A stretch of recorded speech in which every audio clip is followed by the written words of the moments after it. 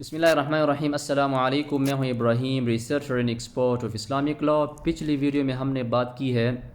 توہین اسلام کے جو پروویژنس ہے، احکامات ہیں اسلامک لا میں، جو شروط اور کنڈیشن اور سچویشن اور ضوابط ہیں، مختلف اسلامک لا کی جو اسکالرس ہے اور مسالک ہے اس کی طرف ہم نے اشارہ کیا مختصراً۔ ابھی بات یہ ہے کہ اس کے بعد کچھ دوستوں کا ایک ریکویسٹ آیا کہ کیا یہ جو کیسز ہمارے پاکستان میں ہو رہے ہیں اس حوالے سے، توہین اسلام کے جو کیسز ہو رہے ہیں، کیا ہر ایک کیس کے اوپر یہ سارے شروط اور ضوابط اور کنڈیشن اور سچویشن فٹ ہے؟ اور کیونکہ ادھر ہم نے جو بات کی ہے ایز اے جنرلی ہم نے بات کی ہے، تو ابھی انڈیویجول ہر کیسز کے اندر جو شروط اور احکامات ہے اور جو سچویشن ہے، کنڈیشن ہے، اس کے اوپر کس طرح مطلب یہ بات کس طرح ہمیں دیکھنا چاہیے، کس نظر سے اور کس زاویے سے۔ تو انشاءاللہ یہ اس ویڈیو میں ہم یہ بات کریں گے جو امپلیمنٹیشن ہے اس شروط اور احکامات کی ہمارے پاکستان میں جو کیسز ہو رہے ہیں اس کے اوپر۔ میرا خیال یہ ہے کہ ریسنٹلی جو میجر 3 بڑے کیسز ہیں اس سلسلے میں، وہ 3 کیسز ہیں۔ پہلے تو آسیہ کا کیس ہے، دوسرا سلمان تاثیری کا کیس ہے، اور تیسرا جو ریسنٹلی پشاور میں نبوت کا مدعی تھا اور جس کو قتل کر دیا گیا۔ تو یہ 3 میرے خیال میں 3 یہ بڑے میجرز کیسز ہیں پاکستان میں ریسنٹلی توہین اسلام کے حوالے سے۔ تو ابھی بات یہ ہے جو کیس ہے آسیہ کا،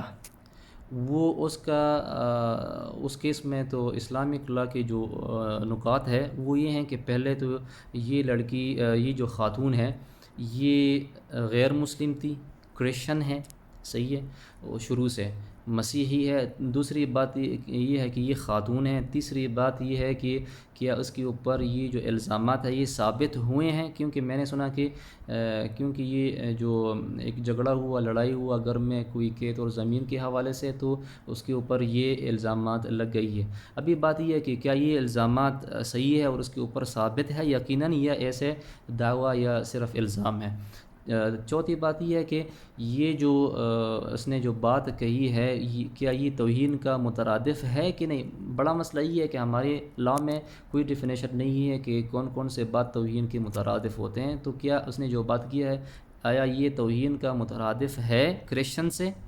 اور دوسری بات یہ کہ اس کے اوپر ثابت ہے کہ نہیں۔ اور یقیناً جو تیسری بات یہ ہے کہ یہ خاتون ہے اور پھر یہ غیر مسلم ہے شروع سے اور کرسچن ہے۔ جس طرح ہم نے بات کی ہے کہ اکارڈنگ ٹو حنفی جو اسکالرس ہیں، ان کے یہاں جو غیر مسلم ہے شروع سے، اس کے اوپر حد القتل نہیں ہوتا بلکہ تعزیراً جو مناسب سزا ہے وہ دیا جاتا ہے۔ لہٰذا اکارڈنگ ٹو حنفی اسکالرس اس کو، اگر یہ شروع سے کرسچن ہے، غیر مسلم ہے اور اس نے کچھ اس طرح بات کی ہے، تو اس کی جو سزا ہے وہ قتل نہیں ہے بلکہ تعزیراً جو مناسب سزا ہے وہ۔ دوسری بات یہ کہ یہ خاتون ہے، اور خاتون کا بھی یہ حکم ہے اکارڈنگ ٹو حنفی مسلک کہ یہ اس کو قتل نہیں کیا جاتا بلکہ اس کو سزا دیا جاتا ہے تعزیراً جو مناسب ہے۔ لیکن جو حنبلی اور جس طرح ہم نے کہا کہ مالکی اسکالرس ہے، ان کی نزدیک تو یہ حد القتل ہے، چاہے وہ مسلمان ہو یا کافر ہو، چاہے مرد ہو یا خاتون ہو۔ تو ابھی ہمیں دیکھنا ہوتا ہے کہ کون سا جو مسلک ہے ہمیں ترجیح کرنا ہوتا ہے، اور اس ترجیح کے حوالے سے ہم نے قانون سازی بھی کرنی ہے۔ اس کے بعد ہمیں اس قانون کے مطابق یا حنفی جو اسکالرس ہیں اس کے مطابق، یا جس طرح ہم نے قانون بنایا اس کے مطابق ہوگا، کیونکہ یہ جو فی الحال قانون ہے یہ اس کے حوالے سے ناکافی ہے۔ ابھی جو دوسرا جو کیس ہے اس کا سلمان تاثیری کا، اس میں بھی یہ ہے کہ کچھ لوگ کہہ رہے ہیں کہ یہ شروع سے قادیانی ہے۔ اگر شروع سے قادیانی ہے تو شروع سے غیر مسلم ہے، کیونکہ قادیانی ایز اے غیر مسلم ڈکلیئر ہے ہمارے پاکستان میں۔ تو لہذا اگر یہ شروع سے قادیانی ہے، شروع سے غیر مسلم ہے، اس نے توہین کیا، تو پھر بھی حنفی کی جو اسکالرس ہے، جو میں نے بات کی ہے، حنفی کی جو قول ہے حنفی کے مسلک میں،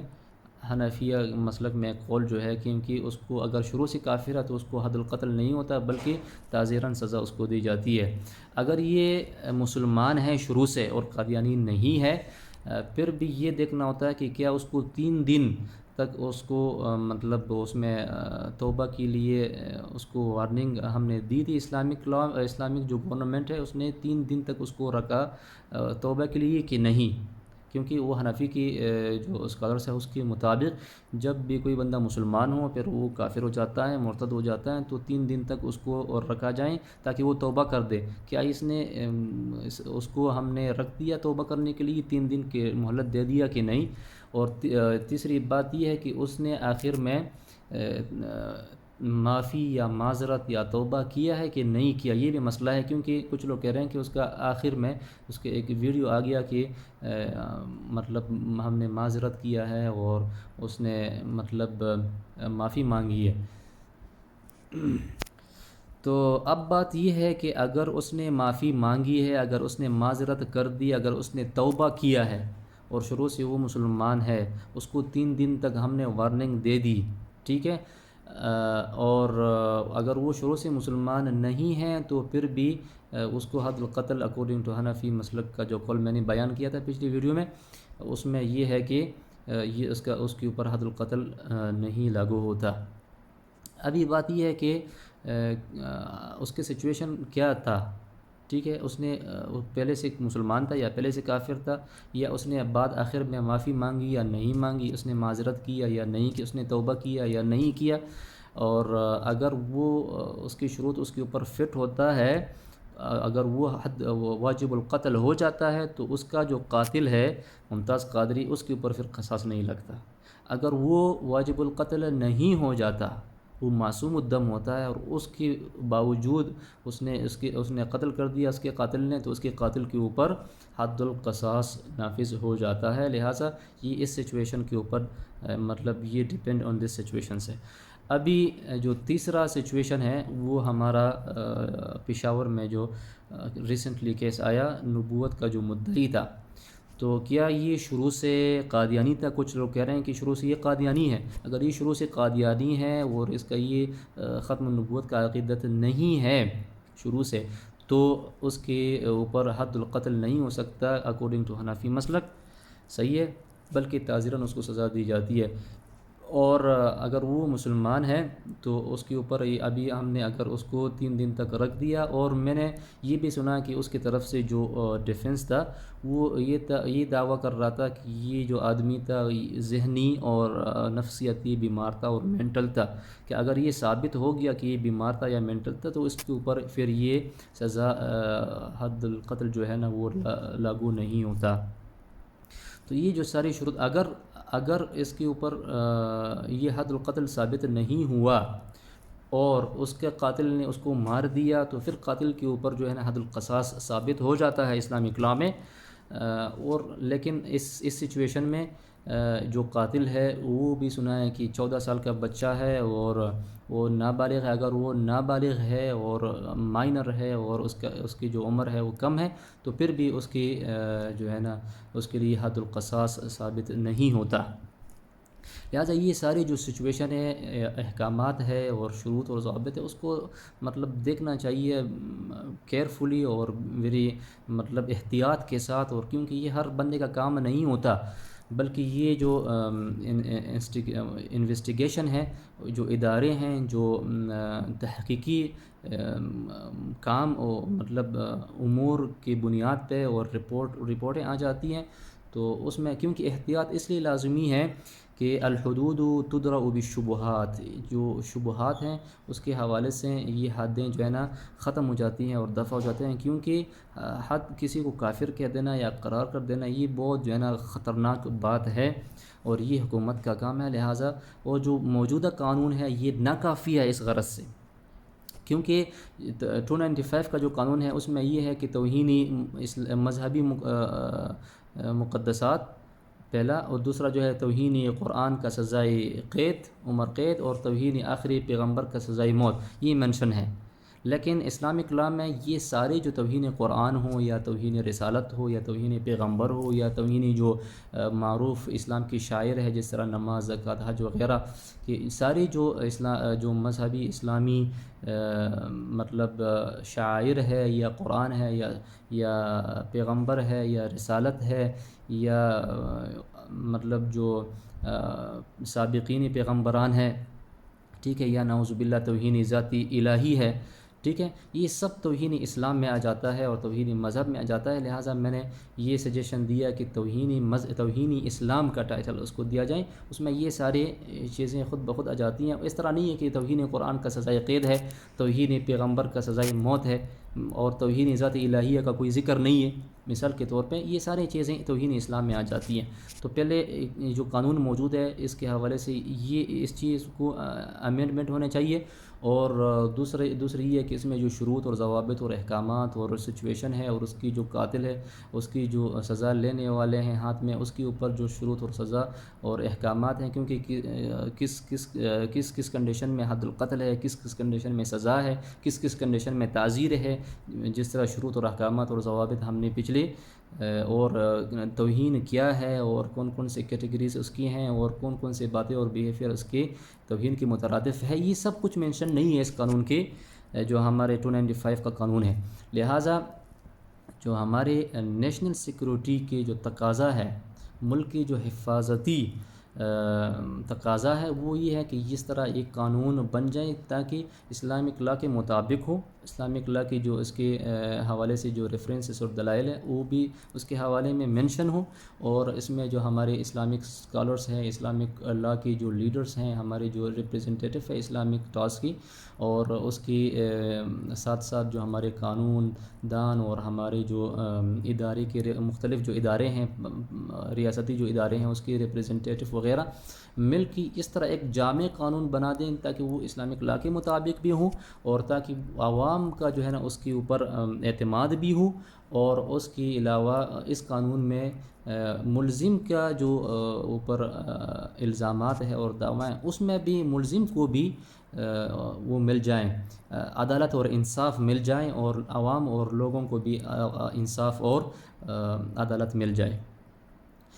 کیونکہ ہر جگہ پہ قتل نہیں ہے، ہر جگہ پہ وہ پھانسی نہیں ہے، بلکہ کسی جگہ پہ قتل ہے، کسی جگہ پہ پھانسی ہے، کسی جگہ پہ تعزیر ہے، اور جو جب اس طرح قانون ہوں پھر جو قانون ہاتھ میں لیتے ہیں اس کے اوپر بھی کسی جگہ پہ قتل ہے، کسی جگہ پہ تعزیر ہے، جس طرح ہم نے پچھلی ویڈیو میں مینشن کیا۔ تو یہ ساری چیزیں نیشنل سیکورٹی کے لیے، پاکستان کے جو امن ہے اس کے لیے ضروری ہے۔ اور کچھ جو آج کل کرنٹ جو ہیومن رائٹس کے ایکٹیوسٹ ہیں، وہ یہ کہتے ہیں کہ ہیومن رائٹس میں یہ ہے کہ فریڈم ہے اور ہر بندے کا مطلب آزادی ہے کہ اگر چاہیں وہ گستاخی کر لیں یا چاہیں وہ